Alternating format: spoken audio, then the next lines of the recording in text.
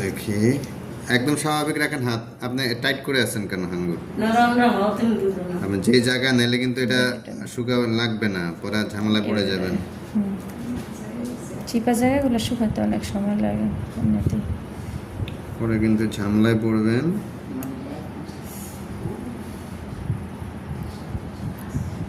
কতখানি কাটছে না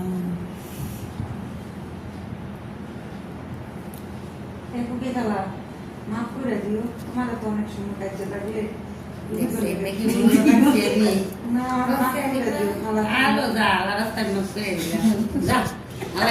বিরিয়ানি খাওয়ান ছাড়াই না স্যার, খালার আমার অনেক ভালোবাসে তো।